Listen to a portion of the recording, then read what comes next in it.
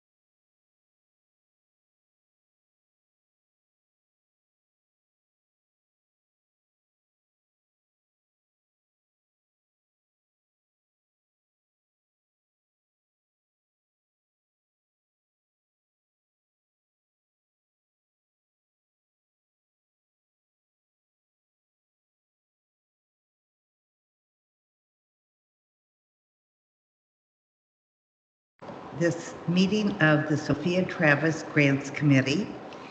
This is July 31st, and this is our very first meeting with the public this year. First, some introductions to you all. I'm Cheryl Munson. I chair the committee for the County Council, and 2 County Council members serve on the committee. You're waiting. Okay. These are Jennifer Crossley on my left and Peter Iverson on my right. And we have 2 citizen members of the committee who are unable to be here today. That is Hattie Johnson and Jenny Olm Stevens. Are we good? Okay. So please come in and just find a seat anywhere that's comfortable. So I also want to introduce you to our staff, and key staff members are Ms. Courtney Moser, who's standing here and will be a lead speaker today, and also Ms. Aubrey DeLauder Myers, and she is behind the monitor. Wait for us, Aubrey. Thank you. Also, we have our council administrator, who's not here at the meeting today, and that is Kim Schell, that many of you may have met her or talked with her already, or you'll have some occasion to do so. So what we're planning to do today is explain why we are having. Could you turn up the volume in the amplifier a little bit so we can hear you? I'm an old man and my ears don't work as good as they used to. Is there a way to crank up the volume a little bit? We will. TSD, are you available to? I hear her very well. I just don't hear you. Don't hear me, okay. Maybe the microphone closer, I don't know, I'm sorry to be cranky. No, please do, because it's. How are you doing up there, tech services? Can you do it? That's better. Is that better? That's better, I think that was better. And we have trouble hearing often in our meetings, so it just is normal. So the reason for a kickoff meeting is that it is very difficult for the council office to communicate with large numbers of people, including applicants from previous years. And last year, when we sent out an email blast to notify people that applications would be open on a certain date, there were people who didn't receive that email. And our email tracking said they sent it, but their email tracking said they never did. And that's very unfortunate. So some people missed out on applications. And we are going to have to just come up with other strategies. We're going to hopefully have our community of not-for-profits realize they have to just check our website and our Facebook page, and to put it on their calendars to do this at the start of July. Don't you think that's a good time? Yes. Start of July. I agree. And it's important for the county council to have the grant decisions made before we finish up our budget process for the year. So that is timing that's on our shoulders to do. But please tell your fellow co-workers and all that we want to get to social media based communications for kicking off the grant cycle every year. And if these meetings are helpful to you, we'll do them again. So basically, we're going to have a short presentation with some PowerPoint slides put together by Courtney Moser. And I think this will be very informative for you. But you probably will have a question or two. And if you would make note and save those to the end, then we'll try and do all the questions together at the end and hopefully inform everybody. So in addition to those of you in the room who we're very happy to see in our Nat Hill courtroom. We do have, I think, 18 people online. Is that right? I can't see. I can't see. I hope so. About that. So, in addition, this meeting will be recorded. Yes. Thank you, TSD and CATS, for arranging that. And so people will be able to follow up afterwards who missed the in-person or online version. Okay, did I leave anything out? No, that's great. This is, she makes sure that this doesn't happen. Okay, Courtney, go with it, please. All right. Thank you, Councilor Munson. So I am Courtney Moser. I've worked with the council office for a couple years now and with the Sophia Travis grant. So I'm really excited for our first kickoff meeting and that all of you are here. There is a handout available in the front of the room for all of you. If you'd like to take notes, there's spots for that on the back. Again, to write down any questions you might have for that Q&A or just to write down notes for yourself. As Councilor Munson said, one of the things I'd like to highlight, if you'd like to move to that next slide for me, is that I'd really encourage all of you to first follow the Monroe County Council Facebook page and second to bookmark the Sophia Travis Grants webpage. Like Councilor Munson said, we've had problems with our email blasts and we had folks that weren't receiving them or they were going to the spam folder so they didn't see them. So we'd like to shift our main forms of communication to all of you checking those the website, and the Facebook page. So I'm gonna have Miss Aubrey pull up the Monroe County website so that we can show you exactly how to find that Sophia Travis Grants webpage. So the information on the website and on that Facebook page will be consistent, so you can check either or. So if you go to the Monroe County website, this is the home page you'll see. And if you hover over that Civil Government tab on the top row, you will see on the left-hand side at the bottom, the County Council options will populate. You'll want to click on that third option, which is the Sophia Travis Community Service Grants. And that will bring you up to the screen that you should bookmark. We have lots of information on here that will be useful for you. I don't know why it's doing that. So we have a link to the Facebook page at the top, and we also have the grant cycle schedule, the committee members, and we also have information from past grant cycles that could be very helpful to all of you. So you can go ahead and go back to the presentation for me, please. And we can head to the next slide. So now I will get into the criteria for applying for a Sophia Travis grant.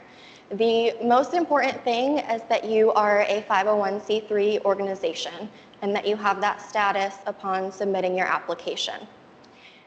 Beyond that, we are looking for projects that primarily serve Monroe County residents. When reviewing applications, the committee is also going to look at the extent to which the dollar amount you are requesting will accomplish the goals of your proposal, and as well, how much that will leverage additional funds from different sources in the community. In addition to that, the committee is going to check if you have submitted past grant reports. So if you've applied and received a Sophia Travis grant in the past, you know that we have a brief summary report that we require at the end of the grant cycle. And the committee will review who has submitted those and who hasn't, and that could delay your ability to receive another grant. So those are very important. The final criteria I have here is collaboration with other agencies. We would really like to highlight that this year and draw more attention to our collaborative agency application. So I will get into that a little bit later as well. I will also mention that Support for basic operational expenses for your agency will be considered, but those won't be given the highest priority for funding. On this next slide, I've laid out the different areas of support that the committee is looking for with these grant requests. These are 8 areas of support voted on by the Monroe County Council. So first, we have health, food, nutrition, security, and shelter. Then we have transportation assistance, climate changes, emergency shortages, first responders, veterans assistance, excellence in government, and youth enrichment opportunities. So I know these relate very well to a lot of your agencies and your missions, so I'm excited to see all the different project proposals we get this year. On this next slide, I wanted to discuss the upcoming changes we have this year. Like Councilor Munson said, this is a big reason we decided to have this kickoff meeting, is to really communicate all of these changes that we have. So first, as I've mentioned several times, it is very important to follow that Facebook page and bookmark our website so you can stay up to date with all of the committee information and the grant information.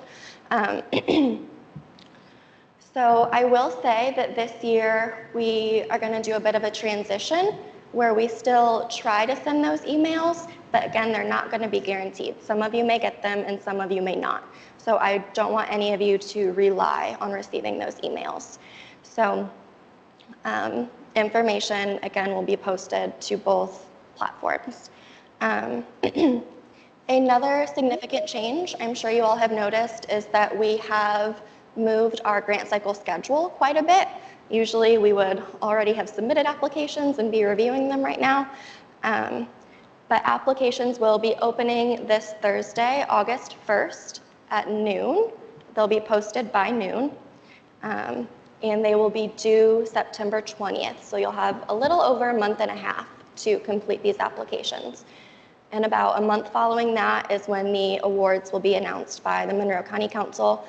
That will be at their meeting on October 29th.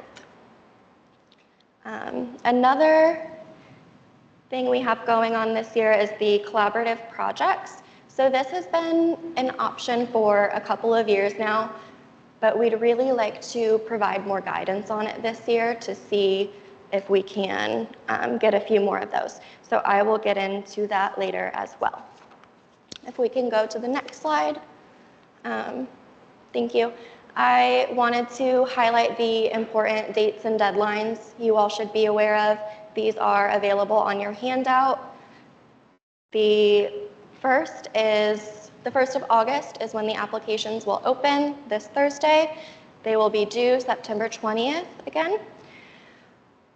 About 10 days following that, we will allow agencies the opportunity to present on their application and on their agency mission to the committee and to the public. And about a week following that, the committee will meet to review their scoring recommendations. So each committee member, will take their recommendations and they'll all come together to get a consensus on those recommendations.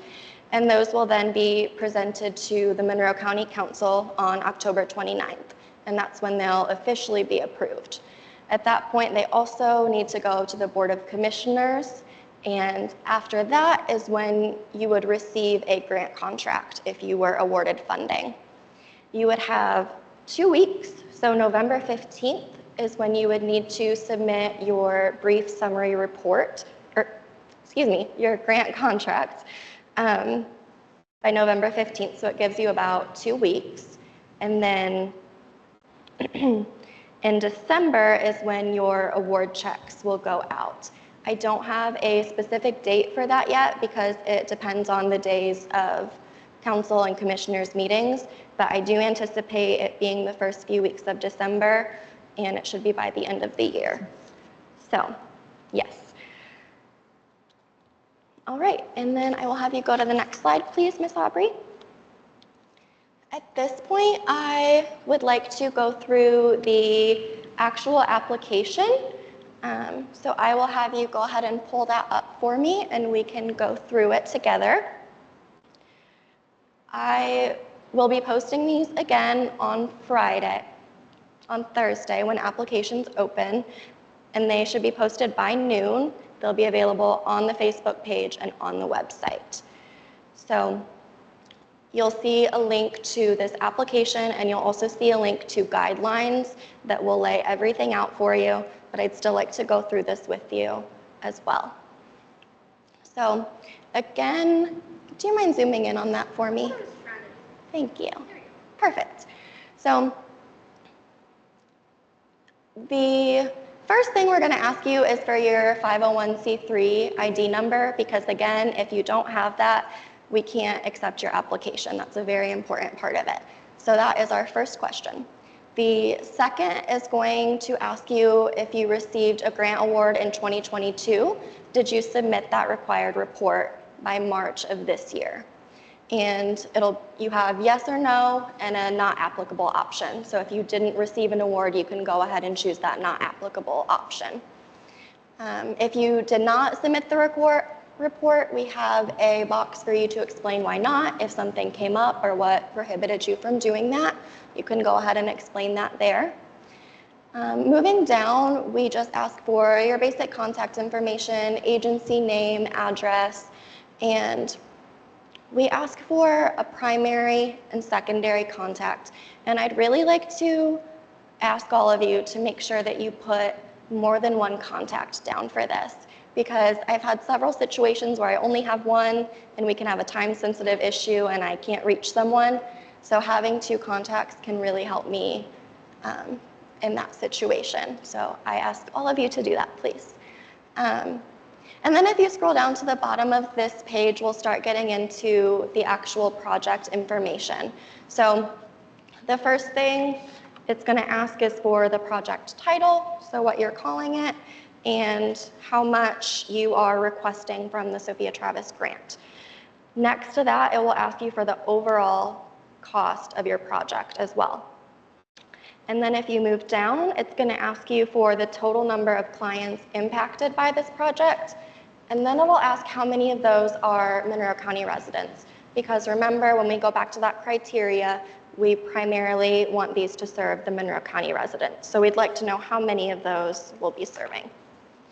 When you go to the second page, it's going to ask you about other local funding sources.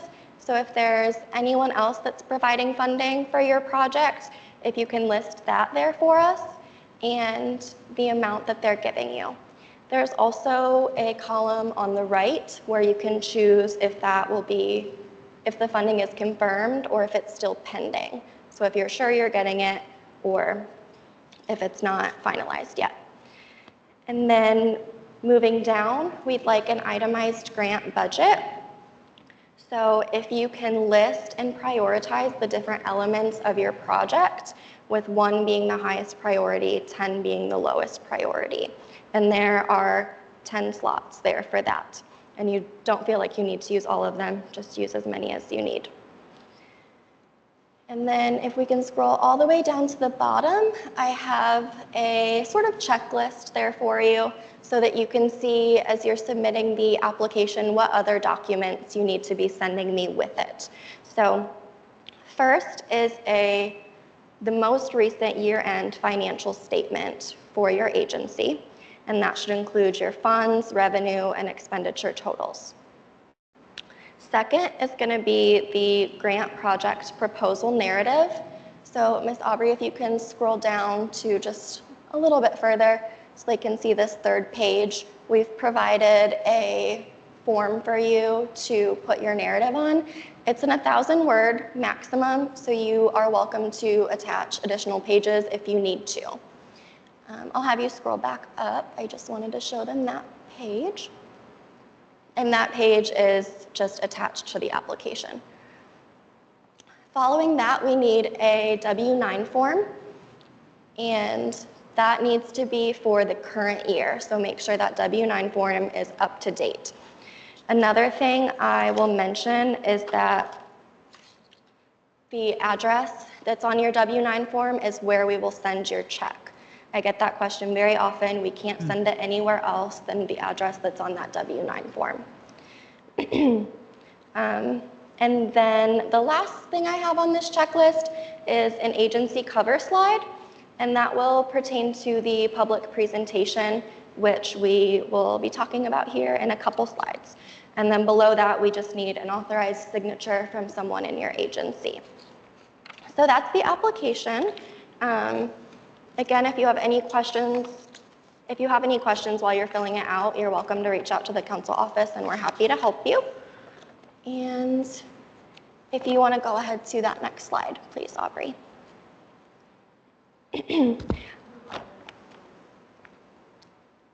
Move on, please. Yes, thank you.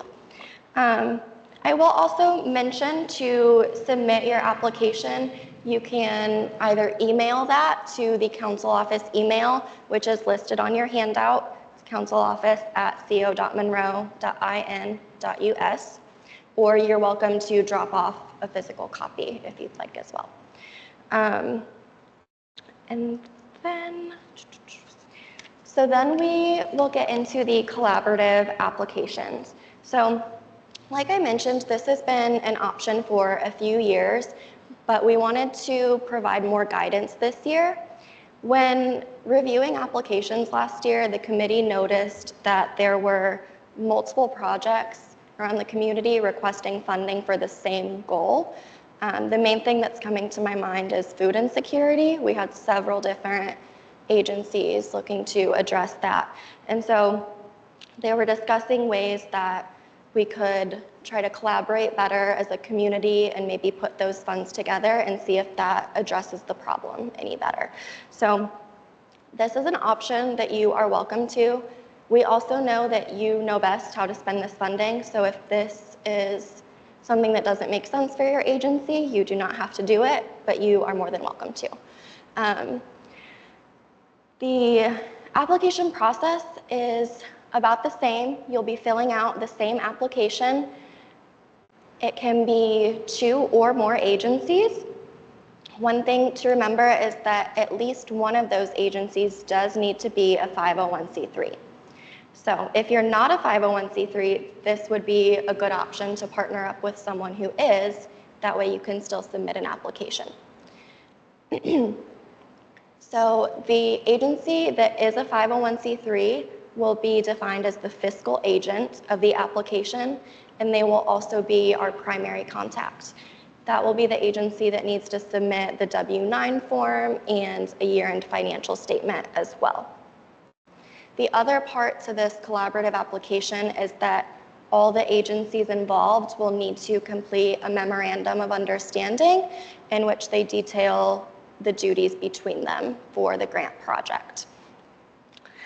I will also mention that you can submit both. So you can work on a collaborative project with someone and you can also submit a single application yourself. You are welcome to do one of each.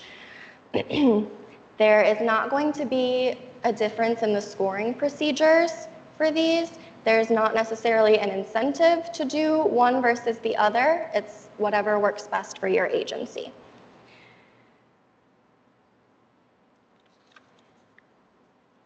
And I will have Ms. Aubrey move to the next slide, please. Thank you. So the public presentation is an opportunity for all of you to come and share your proposal and share your work with both the committee and the public. This will be on September 30th. It'll be here in the Nat U Hill room. And it's just a brief presentation, about 3 minutes long. I don't want you to think of this as another thing you have to do to get this funding. I want you to think of it as an opportunity to come and share your work, share what your agency is doing. Like I said, it's a public presentation. It'll be recorded, so it's a great way to get the word out about all the great work that you guys are doing. You're not going to be judged based on the quality of your presentation. It won't impact your funding whatsoever. We're really just looking for folks to show up and participate and share what they're doing. The other aspect to this presentation is the cover slide. So While you are presenting, I will share a cover slide, which is basically just a PowerPoint slide. It'll be displayed right where my PowerPoint is. And we just want you to put the information about your agency there so that the public can see who you are and how to contact you. So we'd like you to include your agency name, a brief mission statement, and ways to contact you. So phone, email, and some leadership team names if people would like to reach out to you. There is a template that will be made available when the application is posted. So you can use this template as a cover slide and just fill in the information for your organization. Or you are more than welcome to make your own PowerPoint slide and give it your own personal touch and just make sure to include that information that's listed on the guidelines.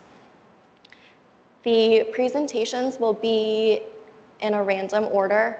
We generate a random order to have you all go in, and I will post that to the website and the Facebook page. And that it'll be at least a week prior to the presentation date. We can move forward to the next page, please. So here I wanted to briefly discuss the grant spending report.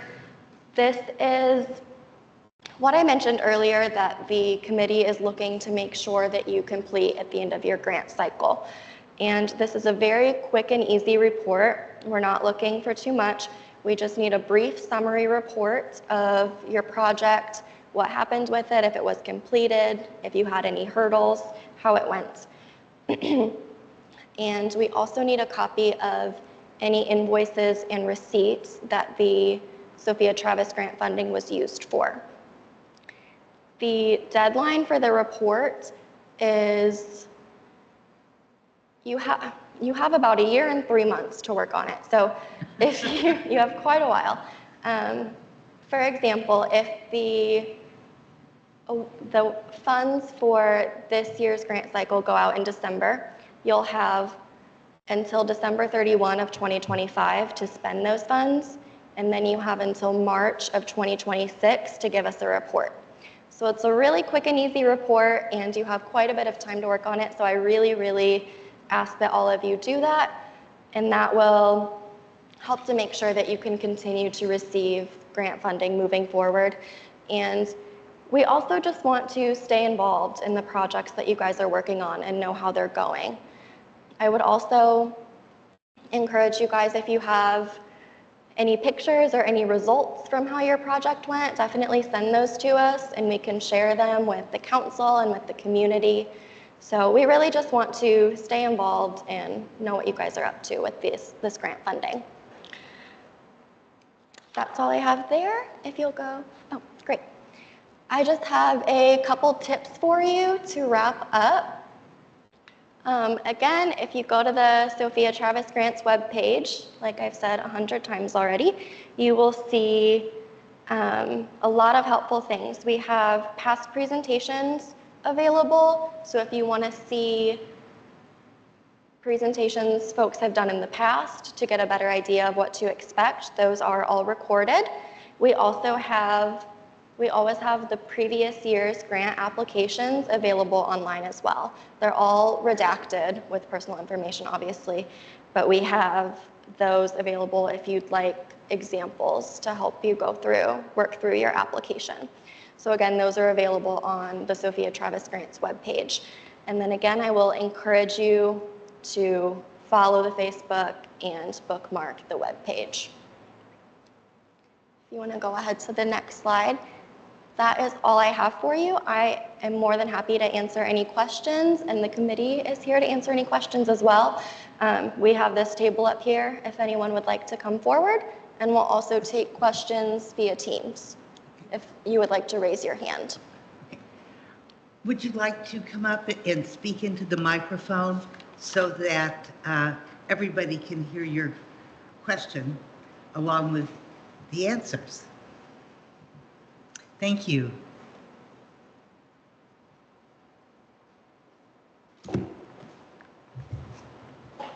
Thank you. A couple questions. Number one, do you have a sense of how much funding you have to give away this year? Yes, we know how much we have to give away. Okay. And it is never enough.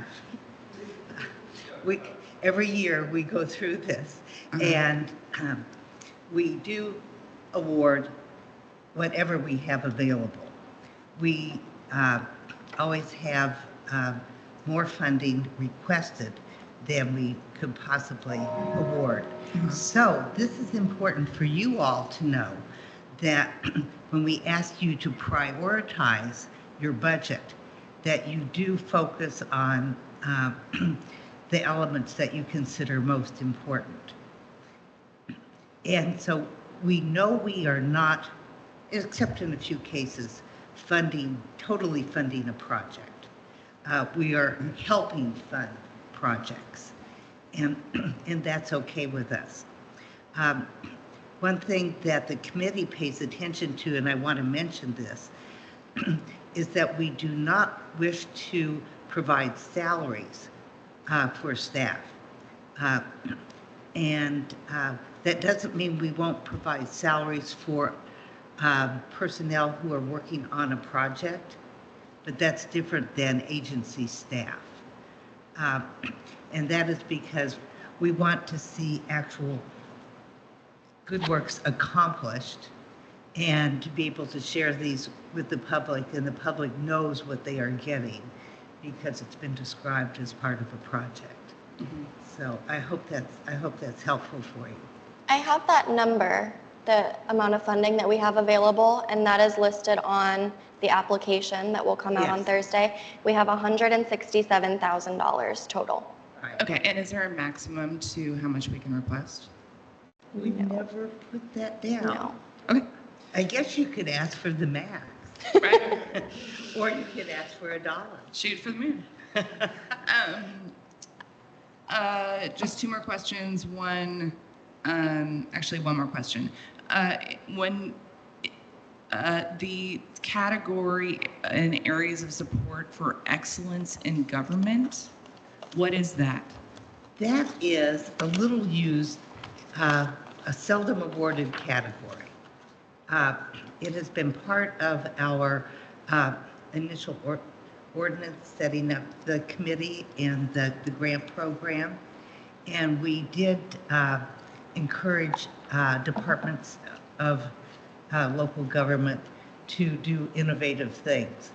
But for the most part, 99.9% of the funding has gone to local non-for-profit agencies rather than any. If departments need something, that we encourage them to put that in their own government budget, not to use the grant program for that. We haven't taken it out, but it's seldom used. Yeah. What better reason than to use it? Okay, so I'm okay. I'm curious about that category. I want to figure out how to utilize that. So are you with the Department of Local Government? I'm not, but I'm with WFHB Community Radio, and we cover local government. So my wheels are turning. But I would, so that's mainly for local government agencies, Right. not really for Yes. public. Okay. Yeah. Okay. All right. That's it. Thank you. So thank you for your questions. I think all questions can be very helpful to other applicants. Do we have any questions online? Not yet. Welcome. Hi, Adam Hamill from Stonebelt. I actually had two questions. They both have to do with collaborative grants. Okay. So you had mentioned that someone applying for a collaborative grant could also apply for an individual grant. Correct. If two agencies are working together, can both agencies apply for both a collaborative and an individual grant, or just a Yes. secondary? Okay, Yes. so they both can. Yes. Okay, wonderful. And my second question is also about funding. I can look back historically and see that average funding for an individual grant comes out to about $4,000, and in some cases higher, some cases lower. But with collaborative grants, will that average be higher than an individual grant? We haven't had collaborative grants to set forth a track record. So, right, yeah, so we just don't know. But one of the things about collaborative grants that I should mention is that we wanted to encourage not-for-profits who have not been part of the grant program, either for the county or the city, to take the step and learn how to be broad in asking for support. And by partnering with an established not-for-profit, this is one way to bring them around. And there are organizations that are just getting started, and I'm hoping our collaborative grant approach will help them. And how many collaborative grants can you be a part of? How many what? How many collaborative grants can you be a part of? So say I'm the secondary partner on a grant with Community Kitchen, because the clients that we support pick up food from people's homes and bring it to Community Kitchen. And say I'm a secondary on that one. Can I be a secondary in a second one where individuals we support are then paid to work with Mother Hubbard's Covered? So we're going to have to make a big policy decision here on the committee. We don't have a limit set anywhere at this point. We don't have a limit set anywhere, so I don't see why not. Nothing set out, so I think, right. Okay, but I mentioned you can't be the primary on more than one. Yes. Okay, Okay. all right. That's all I have. Great, thank you. Thank you. Yeah, thank you. So I'm looking online and I don't see any. Okay. Any more questions among our attendees? Ooh, this means tomorrow you'll have the questions. I know how this works. Well, if you do, you can give the office a call. Our phone number is on that handout again, or feel free to email us as well, and we'll be happy to help you out. Okay. Yes, and I'll just say something. I'll turn it over to you. I just want to highlight something for you before you go, and that is the public presentation is designed for you rather than for the committee. It is to give the public the opportunity to learn about your agency and the good things that you do, and just put your so-called face out there to the public. And we do okay because we have your application. We know what you're doing for the proposed projects. But I encourage you all to participate in the public presentation. And I think if you have some questions about how things have been handled before, CATS is your best friend. And there are all kinds of past meetings that are on CATS that are relevant to you, as well as the public presentations. So let's ask Jennifer and Peter if they have some comments they'd like to make. Jen? Yeah. Real quick, I just wanted to say thank you all to the community. Number one, for all the work that you do.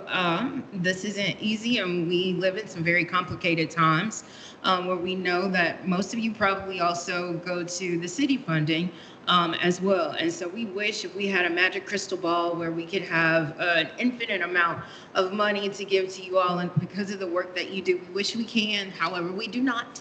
But I will say in my third year of being on the council and third year of also being on the Sophia Travis Grant Committee, it is an honor and a pleasure to review all of your hard work and the things that you do, from I'm forgetting the one Army group that was the small little group of kids, all the way up to Stonebelt and how they work with the community. It's really an honor and a pleasure. And this is also the first year, again, as we said, earlier, where we're doing a collaborative project. And I think that's really good because it also gives an opportunity for those who are also still trying to do good work but might not have that 501c3. That is also really doing that as well. So this is also really, it's a really interesting time for us to do this. And of course, we might learn some things that we thought worked this year, and in the future we'll take a look into those. But this is an opportunity for you all to get creative and to continue to do the work. So thank you all for coming out this evening. You could be anywhere, but you are here. So we appreciate that. And yes, as Councilor Monson has said before, Teams and CATS recording is definitely something that you want to pull up, because that also is, as you're going through the process, maybe you pull this up as you're going through the application and review some of the questions and replies that you get back. But again, I just wanted to say from the bottom of my heart, thank you. Last year was the biggest thing that we saw in terms of food insecurity. I could only imagine with inflation and a lot of other challenges that our community faces, that is going to be a #1 thing again that we see. But again, it's an honor to serve on this community, and it's an honor for you all to be here and can't wait for the presentations. So thank you. I'm going to keep this brief because I'm standing between you and dinner. We are using taxpayer dollars to make sure that you have the resources to do the heroic work that you're doing. That should indicate the amount of faith and trust we have in you as the professionals doing the work on the ground in this community. We don't want to hoard the money. We don't want to use it for things that aren't working. That's why I want to give it to you. So we're just really appreciative that you exist. We're really appreciative that you're doing the work that you're doing, and we really want to amplify what you're doing to create a bigger impact. So thank you. So in closing up, I would like to additionally thank Courtney Moser, Aubrey DeLaudermeyer, and my fellow committee members. We say that this committee is the hardest committee in all of county government. It is also the best and most glorious committee because of the wonderful things we get to be part of, which is what you all are doing and what you do for our community. So I just want to mention one other thing, and that is, before I was on the county council, I served 2 years as a citizen member of the grants committee. And this made me want to run for county council. I thought, this committee needs to be better organized. And it did. And I just saw the potential there of county government doing things with the support of the taxpayers of Monroe County that was different and unusual and something that was really needed. And it was to help showcase our amazing not-for-profits that do so much in our community. And I think every year you all become better known, and we're very glad to be able to keep helping you. So thank you all for your time tonight. We look forward to reading those applications. Well, we're kind of looking forward to reading all those applications. It's a project, and we're glad to do it. Thanks a lot, everyone. Have a good night.